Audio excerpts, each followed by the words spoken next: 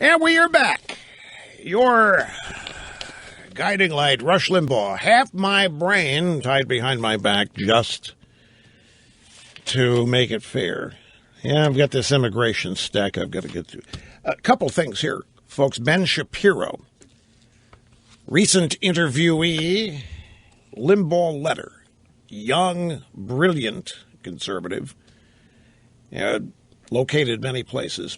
Has a piece on the Daily Wire here. 3 reasons the Iowa polls might not predict a Trump win. Now, there are a lot of people. I had somebody say to me last night, Rush, I don't believe these Iowa polls. Iowa's different. You got to show up in caucus. It's just not vote. You've got to actually go there. And this person cited what is in the drive-by media. Trump doesn't have a ground game. He really doesn't have a ground game. It's a big, different thing in Iowa. I mean, you can't just fly in there and make speeches and fly out. You got to have an organization. So there are a lot of people. I myself used to be one of these guys. The polls can't. I've been forced to bite the bullet every time. I thought the polls weren't right. There's been maybe 1 or 2 occasions. But I wanted to share this with you anyway from Ben Shapiro. Because over the weekend, Trump took commanding leads in a bunch of new polls out of Iowa. Fox News leads Ted Cruz by 11 points. According to CBS, he's up by 5 points. CNN, he's up by 11 points as well. The only poll in which Ted Cruz holds a lead is something called the KBUR poll. And in that poll, Cruz leads by 2 points. The only poll Cruz leads, and it's within margin of error.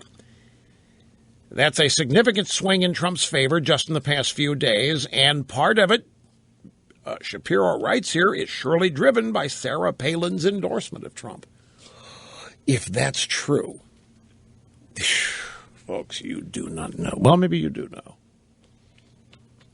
The manifest frustration with Sarah Palin among many conservatives and some Republicans. And the fact that Trump's doing well is bad enough. If Palin is helping him, that's, keep away from sharp objects time. That's called the little men in white coats. That'll drive them over the edge. That Palin would be effective. Oh, no. They would be of the mind that Palin would hurt Trump. Because they think Palin hurt them. They don't think it was McCain that was the problem. But anyway, Shapiro says there are 3 reasons that the Iowa polls might be all wet, greatly exaggerated, predicting a Trump win. The first is that polls in Iowa are historically bad. For example, at this point, Rick Santorum, the eventual Iowa winner, was polling at 7% in the Real Clear Politics average poll when he won it back in, Santorum won it in 08 or 12. I forget what Santorum, the last 2 winners of the Iowa caucus, the Republicans, Santorum, and before that it was somebody that also didn't go anywhere. But anyway, his point is that Santorum, who won it, was at 7 points 1 week out.